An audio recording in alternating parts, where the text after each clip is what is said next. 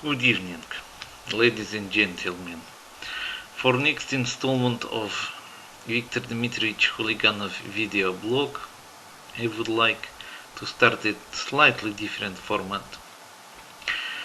One thing which I believe very strongly in my heart is necessary for people to be able to do in the West is to be able to understand a little bit about the Russian culture. I'm not saying that you need to understand everything, because it is very difficult to understand the Russian soul. You need to give many years of study, but I do believe that everybody is capable of learning a little bit of Russian and a little bit of the Russian alphabet.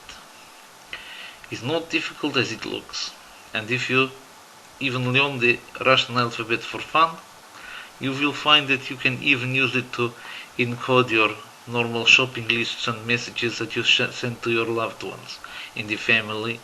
Husband could, for example, leave note on fridge to his wife saying, "I would like to have sex with you tonight," and he doesn't want the children to read it because he doesn't want to deprave them, even though it's a capitalist nation. So he writes the letter in English, but with the Russian letters.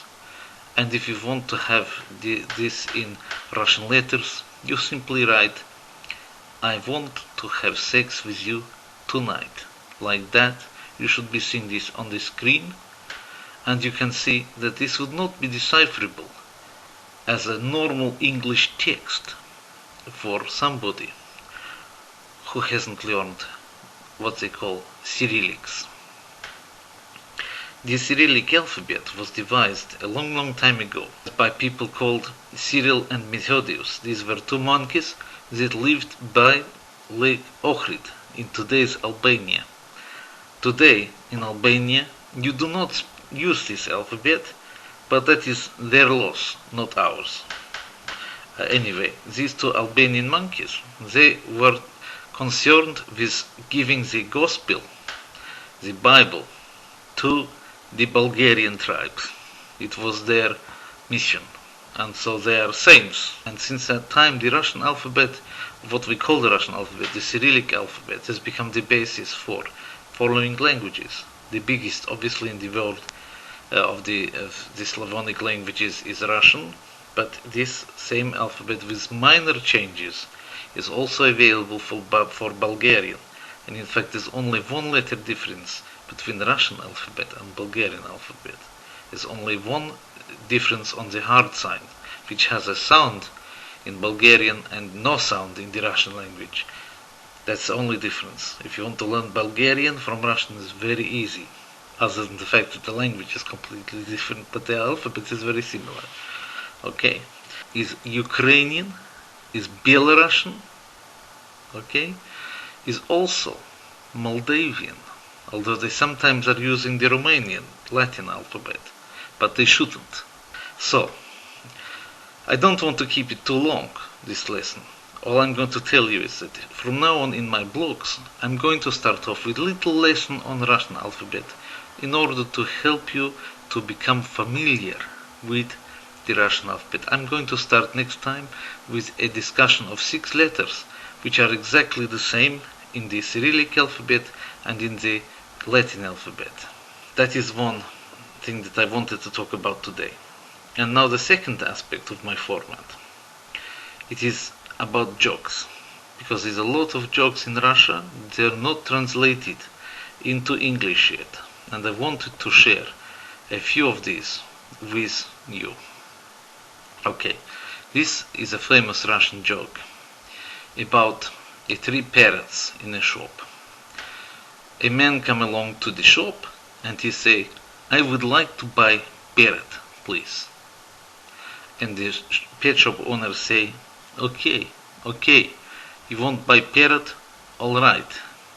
So, this first one, he costs 100 rubles, and he can speak Russian and English. He also know a few bits of mathematics. He can count to 10. So man is very impressed. He says, "This is very good for 100 rubles." And so What about that one there? He says 200 rubles. What can this bird do? Well, he is speaking Russian, he is speaking English, he knows a little Mandarin Chinese, he also knows German, can quote extensively from Goethe's poetry in the original. He knows a bit of calculus and a little bit of Euclidean geometry. Okay, so he knows a lot for 200 rubles. Man is very impressed that parrot can do all these things. And then he looks and sees parrot for 500 rubles.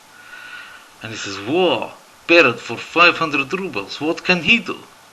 And pet shop owner says, nothing, he don't do nothing, he just sit there. He don't do anything. Well, he speak Russian, yeah? No, just squawk occasionally, make a loud noise, wah, wah. He don't do nothing. And he says, how come he's so much more expensive? He's making much more money than these two. Why is that? He says, well, he's the chief. Is it clear? Okay. So, with that having been said, I would like to come on to the third part of my new format. Remember, is a lesson in language, is a joke, is a second place, and thirdly, you guessed it, is going to be a song. One time in the evening, I met a very important person, and that person is now with me, sitting back there, fast asleep on the sofa. So, whenever you meet a person that matters to you and who will be sleeping in your sofa while you are making videos for the rest of your life, as you can call that an enchanted evening. And so I'm going to sing the song, Some Enchanted Evening.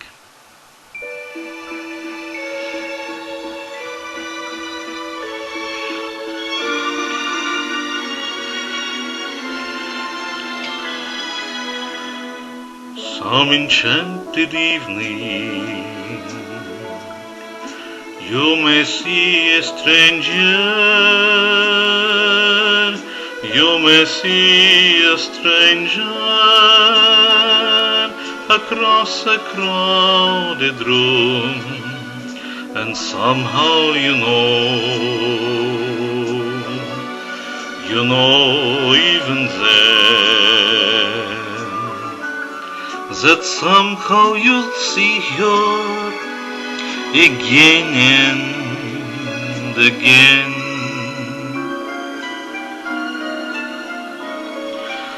Some enchanted evening, someone may be laughing, you may hear her laughing across a crowded room, and night after night, as strange as it seems, the sound of her laughter will play in your dreams. Who can explain it? Who can tell you why? Fools give you reasons, wise men never try. There is no try. Some enchanted evening,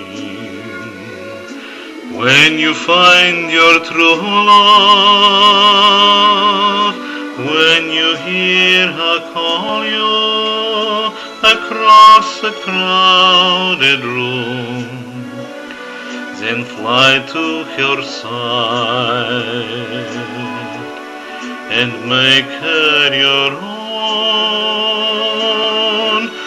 or all through your life you will dream all alone.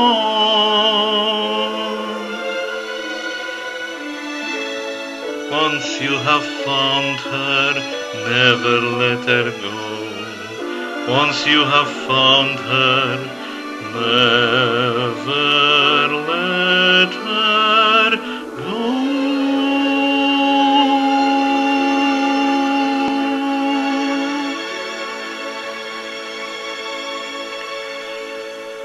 That's right, that's the truth. You must never let her go. If she wants to go, you just lock the door, throw the key away.